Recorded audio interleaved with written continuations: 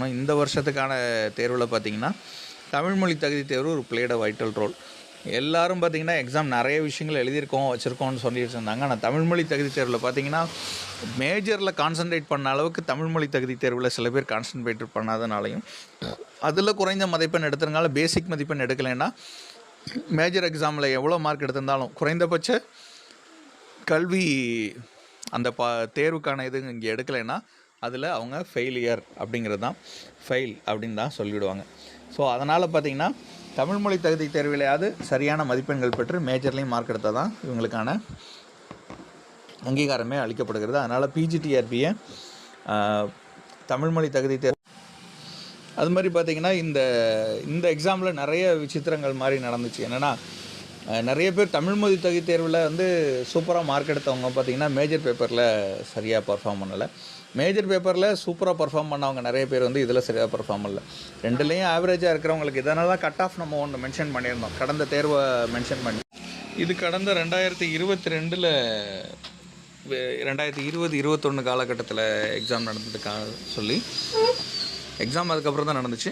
2022 இதுக்கான லிஸ்ட்டு கொடுத்துருந்தாங்க. ஸோ நார்மலாக உங்களுக்கு சிவிலாம் முடிஞ்ச பிறகு பார்த்தீங்கன்னா உங்கள் பெயருக்கு பக்கத்துலேயே சிவி லிஸ்ட்டு என்ன ஏதுங்கிறது ஜென்ரலாக பிசி எம்பிசி எஸ்சி எஸ்டின்னு சொல்லிட்டு உங்களுக்கு பக்கத்தில் ஜென்ரல் டிடபிள்யூ பிசி எஸ்சின்னு சொல்லிட்டு ஒரு நம்பர் கொடுத்துருவாங்க. இது இல்லாமல் இப்போ வந்து இது கடந்த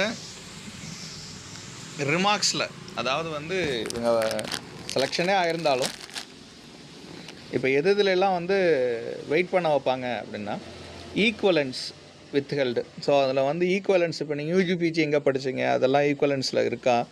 அதுக்கப்புறம் பார்த்தீங்கன்னா பிஜி எங்கே படிச்சிங்கிறதுக்கான ஈக்குவலன்ஸ். அப்புறம் வந்து ஒரே நேரத்தில் யூஜி பிஜி நீங்கள் படிச்சிருந்தாலும் அதை வந்து அது ரிசல்ட்லாம் வந்து முடிஞ்சு சர்டிஃபிகேட் வெரிஃபிகேஷன் அப்போ தான் இந்த இதெல்லாம் பிரச்சனை வரும்.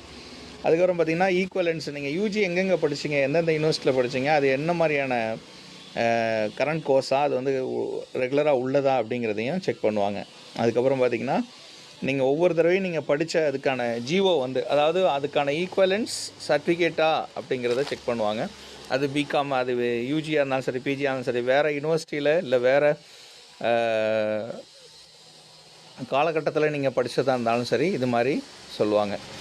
அதுக்கப்புறம் பார்த்திங்கன்னா ஈக்குவலன்ஸ் பேச்சுலர் டிகிரி நீங்கள் எந்தெந்த இப்போ காமர்ஸ்னால் வேறு எது படிச்சிருந்தாலும் நீங்கள் அதுக்கு வந்து ஈக்குவலன்ஸ் கொடுத்தாகணும். அதுக்கப்புறம் வந்து அதுக்கு ஜிஓ சப்மிட் பண்ணணும். அது ஈக்குவலன்ஸ் தானா அப்படிங்கிறதுக்கான இதுக்கு வந்து ப்ரூஃப் வந்து நீங்கள் கொடுத்தாகணும்.